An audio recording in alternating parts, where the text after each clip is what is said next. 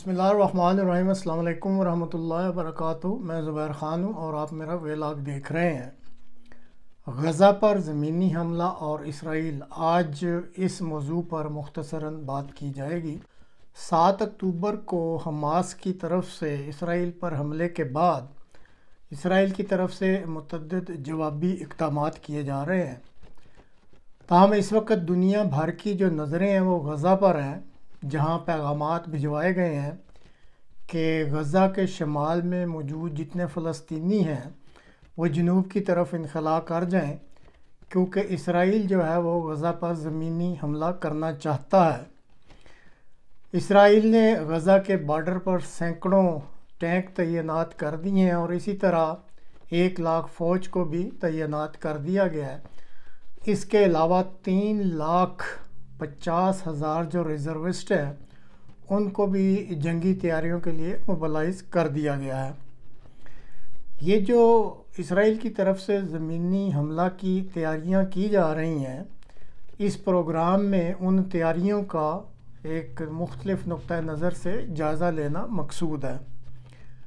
اب سب سے اہم نقطہ جو یہاں سامنے آ رہا ہے کہ حماس نے اسرائیل کی زمینی حملہ کی دھمکیوں کو یکسر رد کر دیا ہے اور اس نے فلسطینیوں کو کہا ہے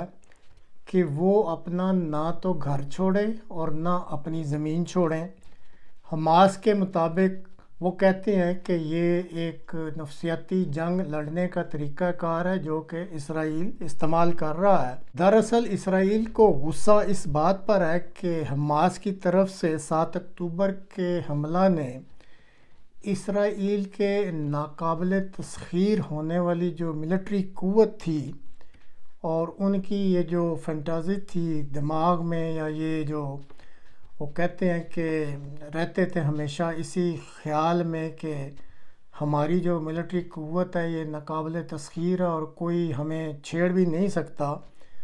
تو حماس کی طرف سے یہ جو حملہ کیا 7 اکتوبر نے اس فینٹازی کا جو بیڑا غرق کر دیا ہے،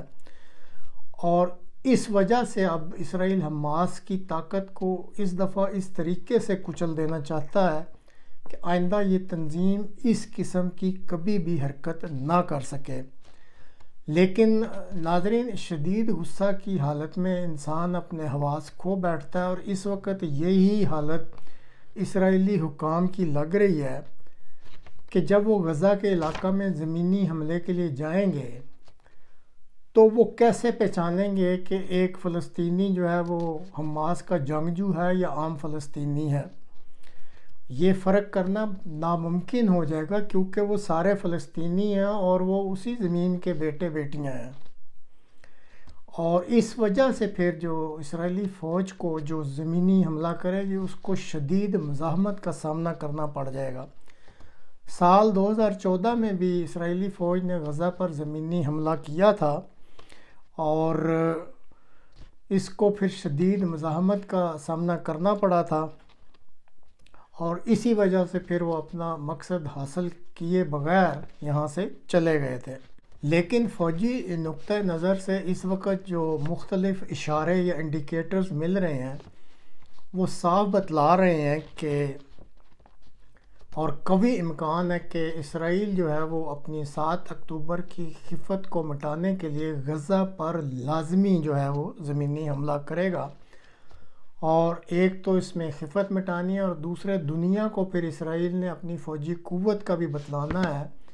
کیونکہ یہ جو 7 اکتوبر کے بعد ایک امیج سا ابھرا ہے کہ جی یہ کوئی ایسی بڑی قوت نہیں ہے، تو وہ چاہتا ہے کہ دوبارہ دنیا دیکھے کہ اسرائیل کے پاس کتنی بڑی فوجی قوت ہے۔ اس لیے بھی یہ دو چیزیں، خفت مٹانی اور اپنی قوت کو دنیا سے منوانا، اس کے لیے وہ بہرحال زمینی حملہ ضرور کرے گا۔ اس کے علاوہ جو اسرائیل کے موجودہ وزیر اعظم نیتن یاہو ہیں، وہ اس 7 اکتوبر کے واقعہ سے پہلے ہی عوام میں اپنی جو ہے وہ تقریباً پاپولیرٹی کھو بیٹھے ہیں، اور اب یہ 7 اکتوبر نے جو ہے وہ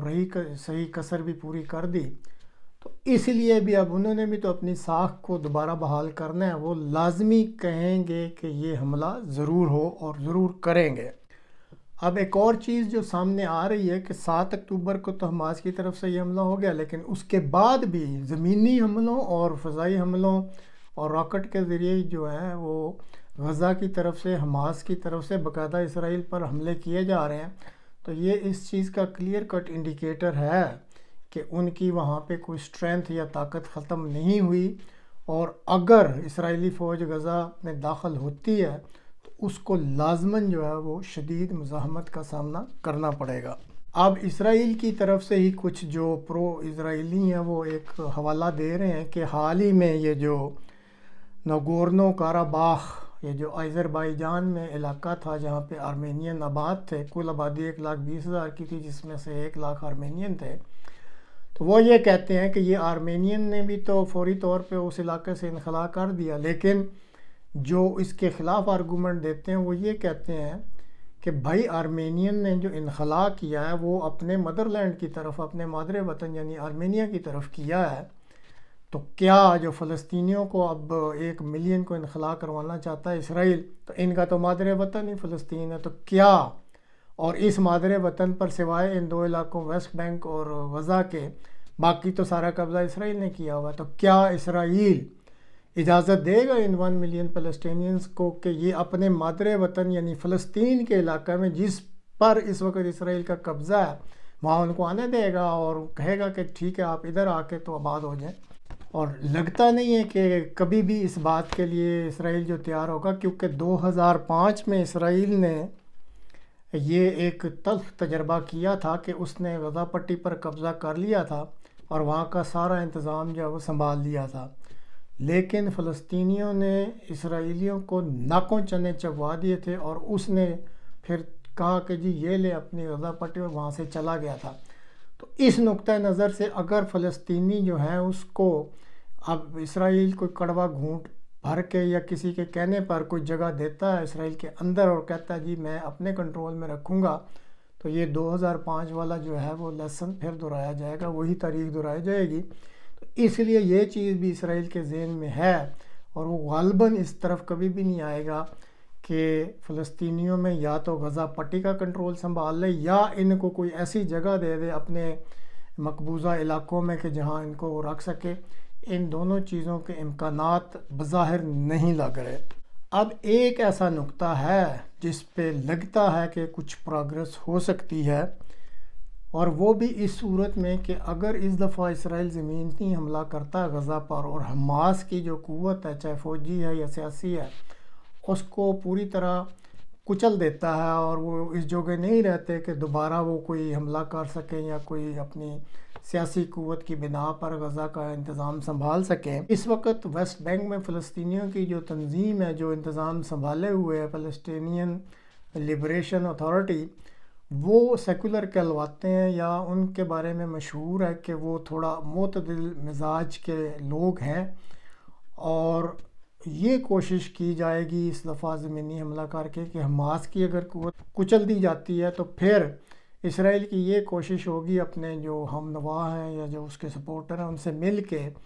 کہ وہ ویسٹ بینک میں موجود جو PLA کی تنظیم ہے ان کو ہی غزہ کا بھی انتظام جو ہے وہ دے دیا جائے اور کہا جائے کہ آپ یہ انتظام چلائیں،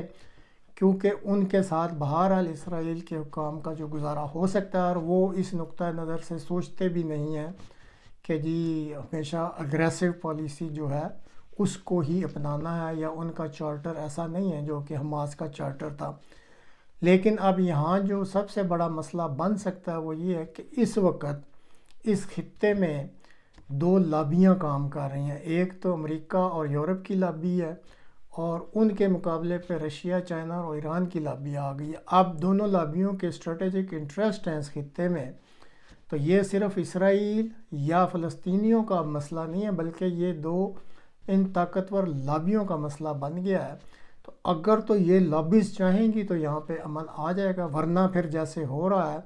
انسانی اقدار کی مٹی پلیت ہوتی رہے گی اور یہاں سے انسانوں کے جنازے اٹھتے رہیں گے۔ تو ناظرین آج کے لیے اتنا ہی، اگلے پروگرام تک کے لیے اجازت دیجیے، خدا حافظ۔